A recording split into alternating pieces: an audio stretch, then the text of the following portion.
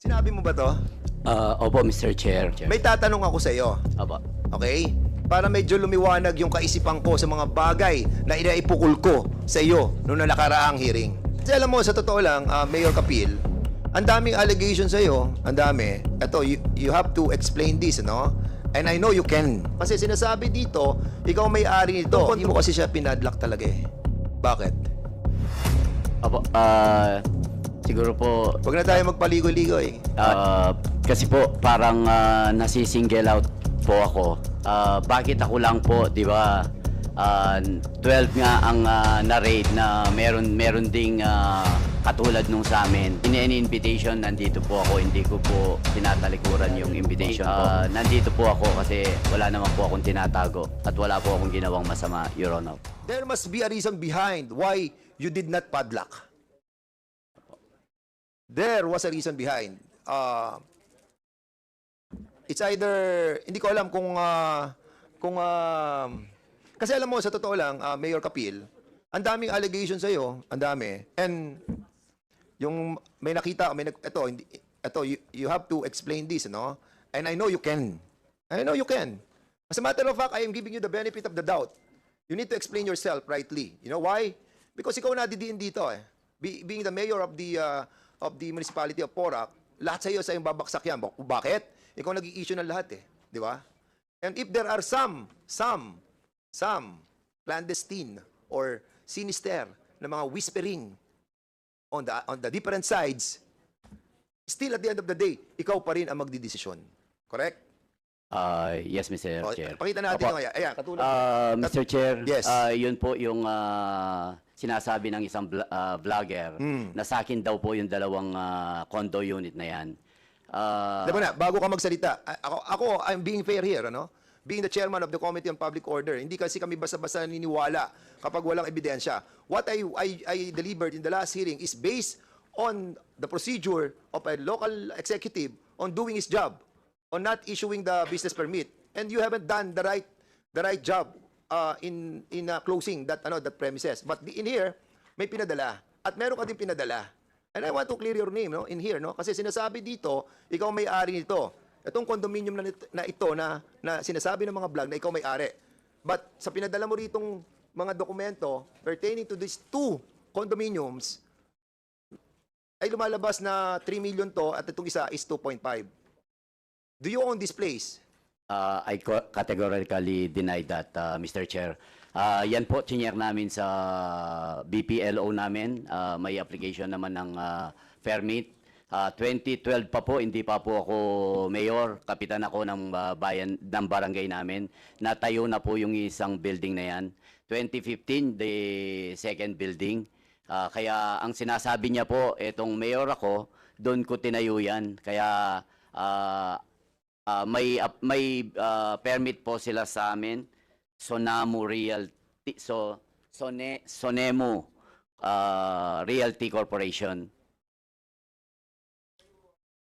And are you willing to undergo on signing a waiver sa AMLAC para to find out the veracity of all your claim na hindi ko may-ari nito, pati yung mga mansyon na sinasabing ikaw ang may-ari?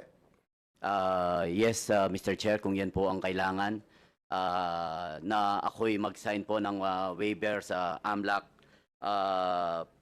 I am willing to sign kasi wala naman po akong tinatago, Mr. Chair. And are you willing to cooperate fully with authorities and agree to a comprehensive lifestyle check as well? Yes, Mr. Chair. Ako po, at the age of 23, 53 na po ako, 30 years, maaga po akong nagnegosyo. At yung pong kung ano ang meron ng pamilya namin ay dahil pinaghirapan po namin sa maayos at matinong negosyo po. Ano ba trabaho mo bago ka pumasok sa politika? Isa po akong businessman, is a pharmaceutical distributor. Yes. Okay. So, nung lumaban ka noong 2019, Apo. ilang kayo naglaban? 3 po kaming naglaban noon. Sino-sino ang mga nakakalaban nyo? The former governor, Mark Lapid, and the incumbent. Nakalaban mo si Mark? Yes, Your Honor. Nagkalaban kayo sa politika? Opo, pero kaibigan ko po siya ngayon. Sila ngayon. Sa politika lang po. So, sino isang nakakalaban nyo pa? Incumbent, three-term vice mayor kasi mayor, yung pong incumbent mayor, tapos na po yung term niya. Your Is it Honor. true, Mayor Kapil, that kasi nabalitaan ko lang po to, na yung inyo pong Pogo, walang access sa Porac? Kumbaga, ang daan ay pupunta ka pa ng Angeles para makapasok ka doon sa Pogo. Is it true? Totoo po yan, Your Honor. Why? Kung mapapasyal po kayo sa aming bayan, talagang kakaiba ang aming Pogo. Siguro sa buong Pilipinas po. Kasi wala kami talagang entry-exit sa Porac, iikot ka pa ng Angeles. Kaya sa totoo lang po, ang aming mga kababayan, hindi man pansin ng Pogo dahil, pero siyempre, hindi ko naman po hindi talagang territorial jurisdiction po ng Porac. Pero ang entry-exit niya po talaga is Angeles, Your Honor. So, Mr. Chair, in relation to what you're saying, alam mo, bago kita i-recognize, Congressman Abante, medyo parang nababago ang pananaw ko sa ihip ng hangin. Ano? At, well, anyway, it is for my own appreciation, no? But later on, I'll be asking the members for siguro, mag-usap-usap muna po tayo. Sige, Congressman Abante, ikaw gusto muna. ko lang ho malaman kung yung municipality ng Porac, kung ano pong class yun. First class municipality po. First class municipality daw. First class municipality po. Okay. Siguro dahil pharmaceutical, ang suggestion ko na lang, Mr. Chair, dahil pharmaceutical yung trabaho ni Mayor, gawin na lang niyang hospital. And darating po tayo dyan, ano? Kasi meron pa ako papakitang isang ito yung ito yung whirlwind. Siguro, pakita yung picture ng whirlwind. Kasi they applied sa SEC yung picture ng nung SEC. Before I recognize Congressman kasi napansin ko lamang po itong SEC, ito nasa whirlwind. Pwede bang isum na medyo? Kasi kung mapapansin po natin, sila may-ari ng whirlwind. Ang whirlwind po, ito po yung, if I'm not mistaken, Mayor, ito yung may-ari ng lupa. Yes, Your Honor. No, yung may-ari ng lupa. At sa kanilang application, mapapansin natin, yung Daniel Salcedo, 1% Pilipino. 1% lang kanyang contribution doon sa stocks. Si Catherine Cassandra Ong, ito yung nahanap natin na nagtatago ngayon, na sinabi niyang Pilipino siya, and I really doubt it kung Pilipino siya, di ba? 58%. Xiang Tan, Chinese, 10%. Duan Ren Wu, 20%. Chona Alejandro, Pilipino, 1%. Jing Gu, Chinese, 10%. Kung si Cassandra Ong ay Chinese, no? Pure Chinese yan. Kasi ako naniniwala dito sa investigation natin that we have found out a lot of Chinese people pretending to be Filipino para makapag-own sila ng property. 2% lang ang pag-aari ng mga Pilipino diyan sa Porac. So in other words, Mr. Chairman, Mr. Chairman, sa ating mga members, it's really imperative for us to find out this Catherine Cassandra Ong. At pag napatunayan natin na siya po ay Chinese, yung property yan dapat nang i-take over ng gobyerno with the freezing and preservation asset issued by Lucas Bersamin, dapat isama din to. Yusek Gilbert. We need to find out.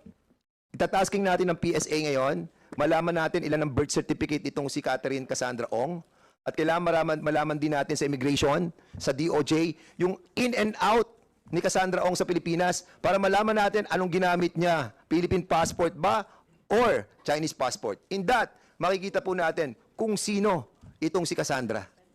Siguro, Paok, meron kayong initial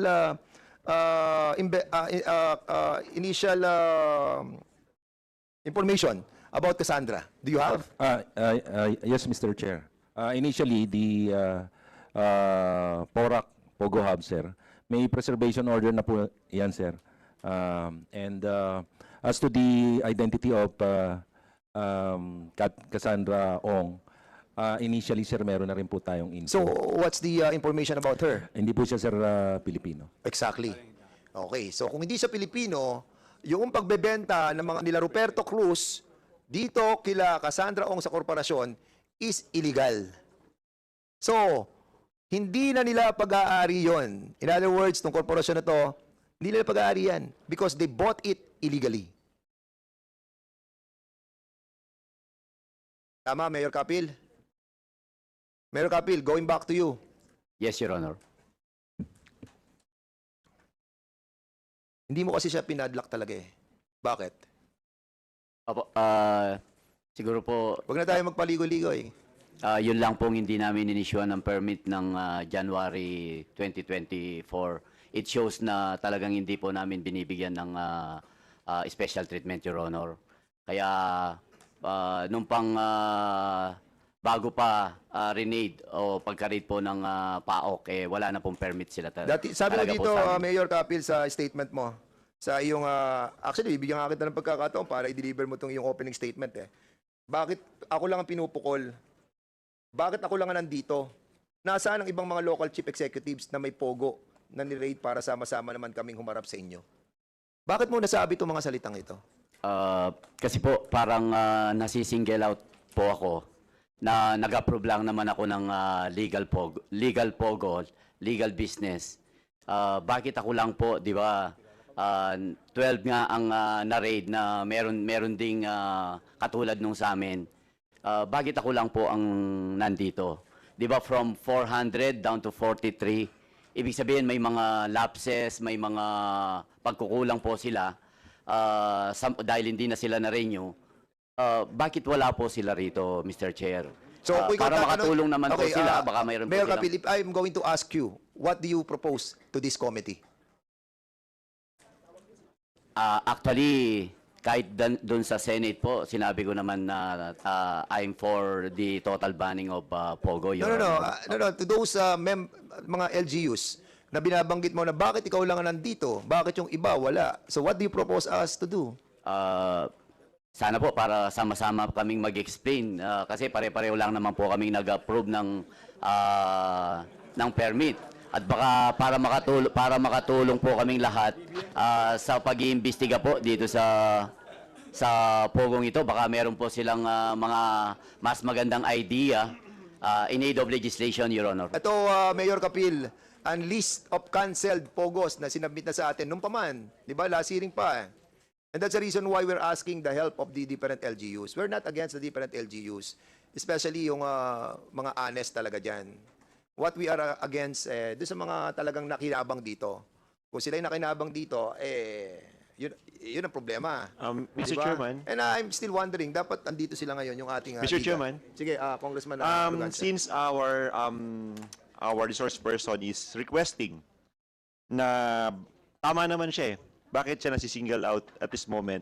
Ba't hindi natin siya pagbigyan at imbitahin natin ng ibang mga chief executive na kung meron siyang alam, ba't hindi niya sabihin ngayon at ng ating imbitahin dito sa ating committee sa susunod na hearing natin, Mr. Chairman? Mayor Kapil, naintindihan mo yung request ng ating mga kasama. Kasi, basically, kapag titingnan namin yung sitwasyon is, kasi ikaw, willing ka magpa-lifestyle, willing ka mag-waiver,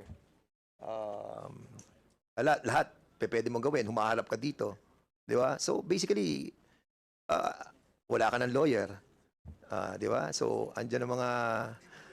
We can see the truthfulness ng mga sinasabi mo right now. And we wanted to give you the benefit of the doubt.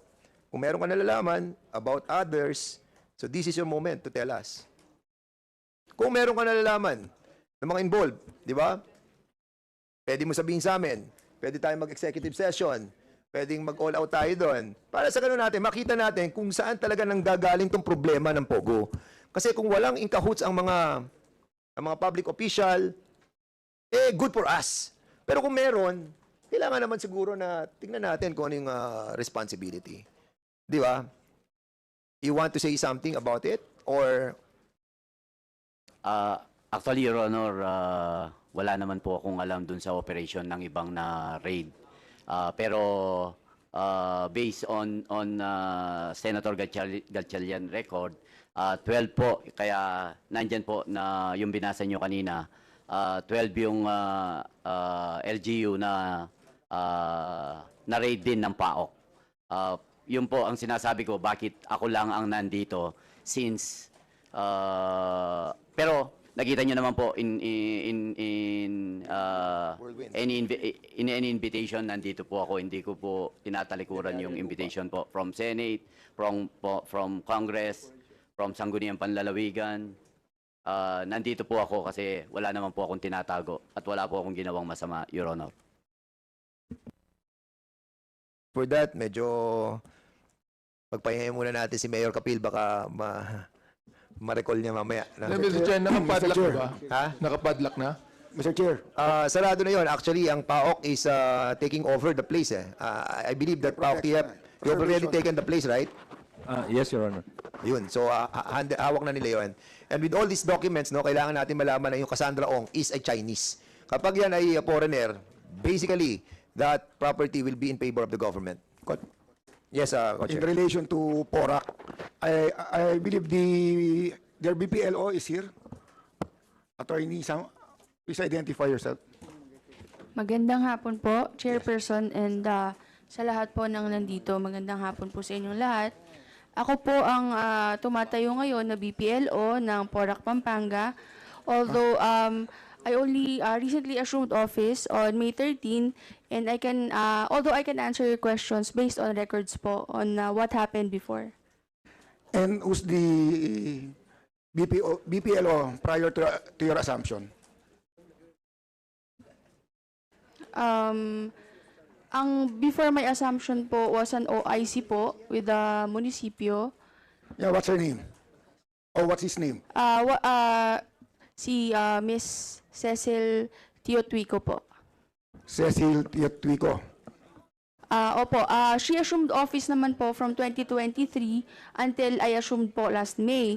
However po, upon the happening po of the issuance of the business permits, subject business permits in question, ang OIC po at that time is Miss Emerald Vital. When was the business permit you're mentioning issued? With regards po to our subject, Lucky South 99, their first business permit po was approved around 2019 po. And how much did they pay for the issuance of the business permit? Kasi you claim that you can answer for, di ba? Wait lang po, we will just check the records lang po. Para isa lang yung effort nyo, plus yung succeeding years, magkano ang binayad nila for the business permit? Successive years, until sa hindi na nag-issue ng business permit si Mayor. Sir, based on records po, upon issuance noong 2019, ang nasa total po ng na-assess and nabayaran sa kanila is nasa 4,750 po. Kasi binase po siya sa capital po na Yan yung initial business permit. Yes po. Oh, and then on 2020, Opo, magkano? on 2020 naman po, ang binayad nila, grand total is around 4,050 po. 4,000. 2021. For 2021 po, sir, nasa around 10,005 pesos po. Wow. Then 2022,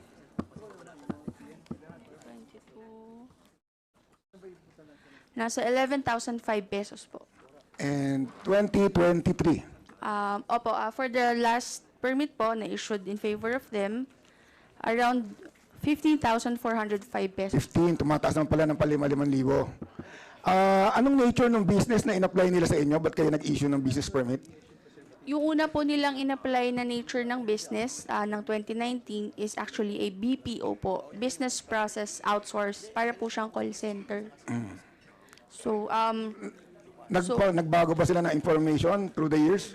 opo. Anong Bali, sinabi nila naging nature ng business nila? From outsourcing po, from 2019 until 2020, 2019 po and 2020, the nature of business was outsourcing. But nung dumating po, in the outset of 2021, naging POGO na po siya. And saan nyo binabase yung pag-assess nyo ng business permit sa kanila?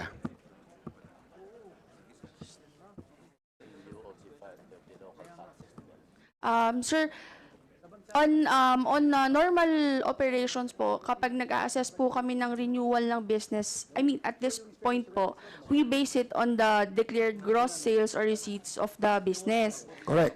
However, sir, I think upon this time po, nung nag-apply sila, ang dinedeclare po nila, ang na-declare po nila is no income kasi po yung in lieu of the 5% in lieu of all the taxes na binabayaran nga po nila sa national government po.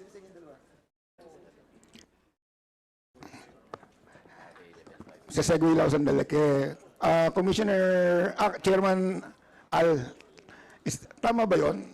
Exempted sila from payment of local taxes? Yung mga POGOs? Chairman, dapat po gross sales tax, nagbabayad pa rin sila sa local government. Ng ano po? Yung 5% po na binabayad nila in lieu of all other taxes, sa national po yon, sa BIR. Pero po sa local government, para po nakatutulong sila sa revenue ng local government, dapat po nagbabayad sila. Thank you. Ng So, business tax. para klaro. So, ang PAGCOR, may record ho na binabayad nila sa inyo, na po? Chairman, ang naibayad po ng Lucky South 99, doon po sa apat na taong may lisensya sila, mahigit po 200 milyong piso. Ang ibinayad po sa amin. So, ang ibig sabihin, Tax yun, tax na yan. po yung tax. Hindi pa, So, hindi yan yung income. Hindi po yun ang income. Dahil 2% lang po kami doon, lumalabas po halos bilyon ang dapat na ipinasok nila. So, Ma'am BPLO, siguro, where I'm trying to go, no, yung foregone revenues nyo na hinayaan yung hindi nyo makolekta for how many years? Binabayad sa inyo pa apat na libo lang. Based on record po since they started as POGO Then, from 2021 po until 2023. and fully operational yung Pogo Hub na yon. I cannot really answer that po kasi that was before my time. So, Mayor, balik ako sa iyo. Mayor Kapil, gano'ng katagal na kayong mayor po ng Porac? From, I assume July 1, 2019, bali 5 years na rin po. So, the entire time that yung Pogo was operating, kayo na po ang mayor. Yes, Your Honor. Nung humingi sila ng business permit, kayo na rin po ang nag-issue. Opo, Your Honor. And kahit minsan hindi sila pumunta sa office nyo para nagsabi na mag-ooperate po kami o nagpakilala yung mga principals nun. Actually, nagpunta naman po sa opisina natin. So nakilala nyo ho, Yes, yung Your Honor. operator ng Yes, Your Honor. Lucky South? Lucky South 99, Your Honor. Yes. And hindi kayo nagtaka na ang binabayad nila sa inyo ganun kaliit.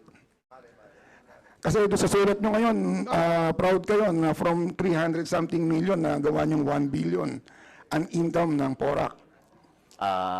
Ang totoo po, dito sa Pogo, talagang minimal lang. Doon sa realty, doon kami nakakolekt ng 6.2 million. Pero as a mayor po ng aming bayan, from 385 million na budget, ngayon, next year, almost a billion na po kami. Saan kayo nakakuha kanyo? Sa realty? 6 million? Yes, Your Honor. From- Sa Whirlwind, Your Honor. Sa Whirlwind, para sa yung assess ng kanilang RPT. RPT po, di ba? Yun na naman ang babayad nila para magbayad sa inyo ng I think so, Your Honor. So, pero yung mas malaking ibabayad sa inyo, hindi nyo nasita. Kasi po, in lieu of the 5%. Hindi nga ho yan ang paliwanag. Kaya tinanong ko muna ho si Chairman Al Tenco kung tama ho yung pagkakaunawa nyo na hindi sila dapat magbayad ng business permit. And ayon po sa PAGCOR, dapat mag-secure pa rin sila ng business permit. And narinig natin kung magkano ho ang binayad ng Lucky South. Lucky South na tinanggap nila for the past 4 years. 3 years. Iwanagin ko po, 3 years, ang total pong nakolekta namin sa kanila ay 240 million. Pero that includes po yung mga fines and penalties nila. Pero kung doon lang po sa basic revenue, ang naging revenue po nila sa 3 taon, 9 billion pesos. 9 billion? 9 billion. Dahil sa basic po, tinitingnan ko yung record ngayon, sa basic po, ang naibayad nila sa amin na regulatory fee, 182 million pesos. 2% po kami bumabase. So 182 million, you divide by 2%, lalabas po yun mga 9 billion pesos. Yun po ang diniklara nila sa PAGCOR na siyang naging revenue nila ng Lucky South 99 sa loob po ng 3 taon. Sinabi mo ba to? Opo, Mr. Chair. Oo, kasi nga medyo nakita ko rin yung mga timeline of key events that you have submitted to us. And during the hearing last time, I wasn't able to read this. And during the submission yesterday of these documents, I read. Yes, Mr. Chair. May tatanong ako sa iyo. Opo. Okay? Para medyo lumiwanag yung kaisipan ko sa mga bagay na inaipukul ko sa iyo noong nakaraang hearing. Kailan ka naupo bilang mayor ng PORAC? I was elected 2019, Mr. Chair. At dito sa timeline na binigay mo sa akin, correct me if I'm wrong, that nung dumating ka doon, gawa na yung pinaglagyan ng Pogo. Is this correct? Yes, Mr. Chair, bari hindi lang nai-apply noon ng building permit at occupancy, pero gawa na po yung Thai court noon. So in other words, nung dumating ka noong 2019, yung building ng IGL or kaya Pogo, nakatayo na. Nakatayo na po. At sila humingi sila sa iyo ng tinatawag na business permit and building permit. Ay, Yeah. hindi, humingi lang sila ng building permit. Yes, Mr. Chair. As built.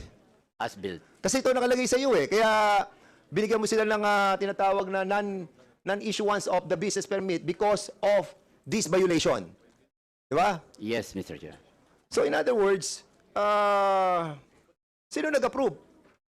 Nung pagpapatayo ng building, dinatnan mo na. Although hindi po pina-approve nung last administration, na datnan ko na at pina-approve na po ng Whirlwind Corporation sa amin yan. Pero makikita naman po sa timeline namin na kompleto po sila ng requirements and 2019 naman talagang legal po ang Pogo kaya we approve, Mr. Chair. Yung from the time na nag-apply sila ng lono from our Sangguniang Bayan and the permit, the mayor's permit. But would you agree Mr. with me, Congressman, Mayor, that the right procedure after the issuance of no business permit,